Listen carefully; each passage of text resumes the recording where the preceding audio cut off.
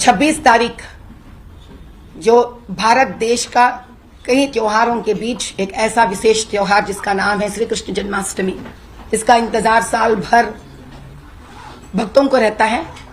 उस दिन चंद्रायण गुट्टा यानी तेलंगाना में एक ऐसा असेंबली कॉन्स्टिट्यूएंसी है जो हैदराबाद एमपी कॉन्स्टिट्यूएंसी के दरमियान पड़ता है।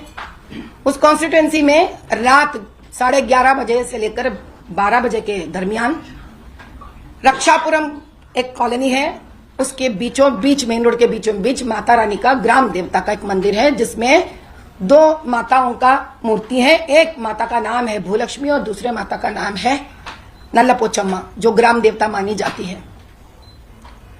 और 26 तारीख रात को 20 गाड़ियों में तकरीबन अगर आप एक गाड़ी को एक बंदा ले लिए तो भी 20, 2 लिए तो 40, मर्जी आपकी जैसे भी लेना चाह रहे हैं आप।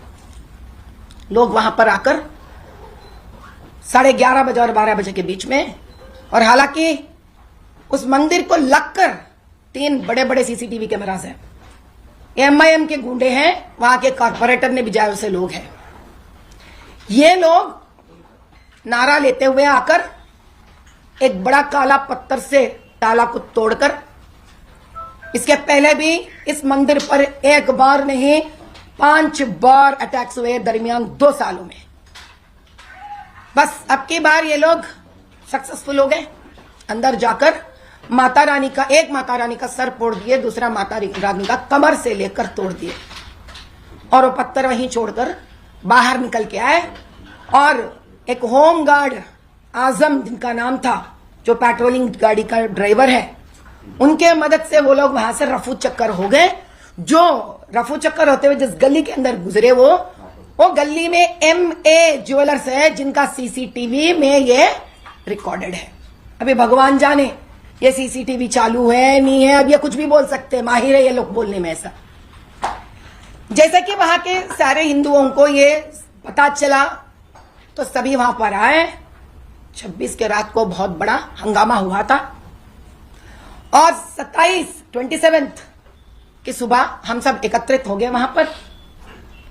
और सुबह के 10 बजे से लेकर मैं और मेरे साथी और उस कॉलोनी वाले, रक्षापुरम के कॉलोनी वाले सभी एकत्रित होकर वहां पर धरने पर बैठ गए।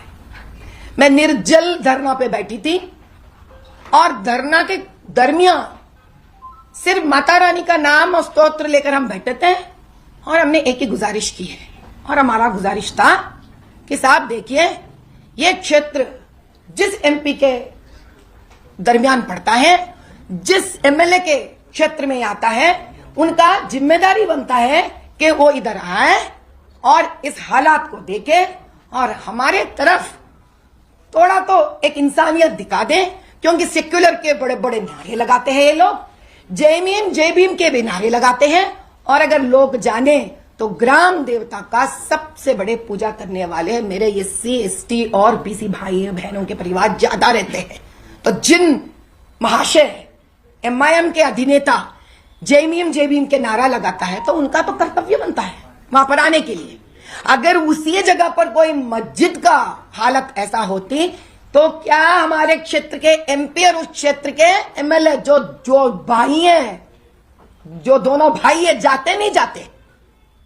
तो मंदिर जब टूटता है तो ये लोग क्यों नहीं आते?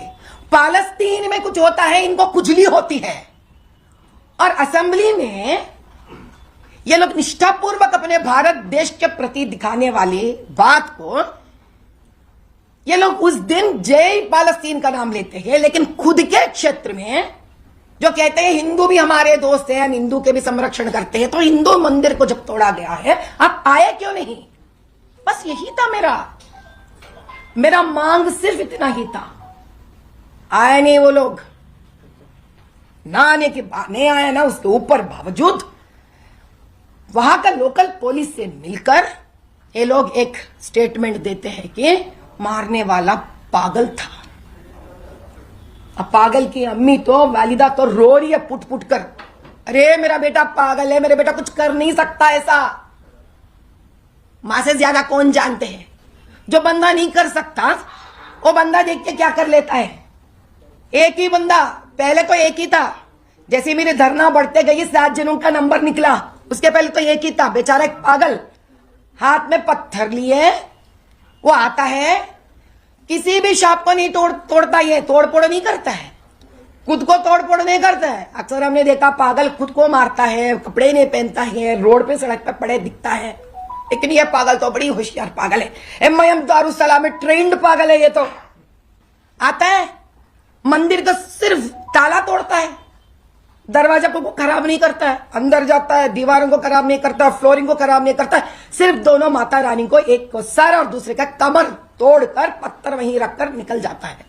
थोड़ी देर के बाद जब ऐसी सवाल मेरे से आया, अरे बड़ी होशियार पागल है, जरा CCTV में हमको दिखा दो, तब 1-2 हो गए। तो इसका मतलब है ये पागलपन में बाजू दोस्त का भी नुकसान नहीं करा, खुद का भी नुकसान नहीं करा, सिर्फ 2 माता रानियों का नुकसान करके बाहर निकलता है। उसके बाद 7 लोगों की नंबर निकल। हम डरते नहीं बात कहने के लिए। ये क्यों हुआ है? कब कब होते आया है ऐसा?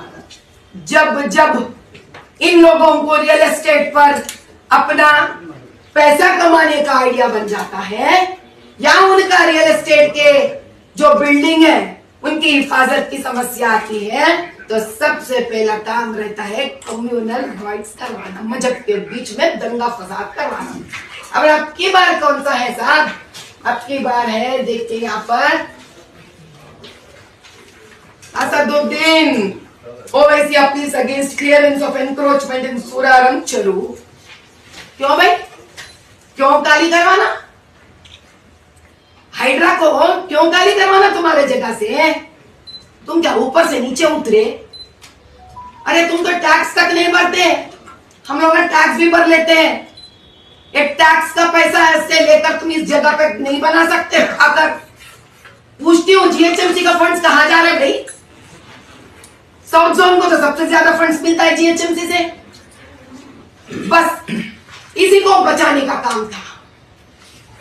एक बहन सा तो हमने देख लिया है, वक्फ बोर्ड का जमीन हड़पने के लिए कितना बड़ा दहशत मचाया इन लोगों ने, भाई दोनों मिलकर, लेकिन अब की बार ये नहीं चलेगी।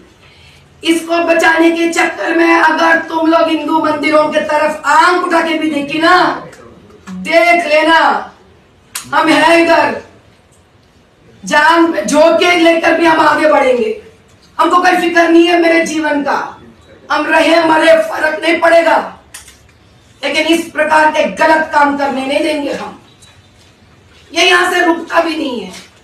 इसके पीछे इससे भी बड़ा एक सोच विचार है, क्योंकि यहाँ का मुख्यमंत्री काफी सालों के बाद पहले एक मुख्यमंत्री जो बाहर निकला, ठीक इलेक्शन तो छोड़ दो, जो हुआ सो हुआ है, लेकिन पहली बार मुख्यमंत्री बाहर निकला हाइड्रा प्रोजेक्ट के दरमियान गलत, जितने भी गलत बिल्डिंग्स बनाए हैं उनको तोड़ने के लिए।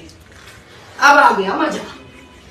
अब दिखाना चाहता है MIM के अधिनेता कि देखो भाई, हमको कम मत समझना, हम ऐसे कम्युनल राइट्स करवाते रहेंगे, मंदिरें तोड़वाते रहेंगे। एक सैंपल दिखाया उन्होंने रेवंत रेड्डी जी को कि देखो भाई, ऐसे हम बहुत सारे कर सकते हैं, ऐसी डरा के धमका के रखे हैं BRS और TRS के नामों को।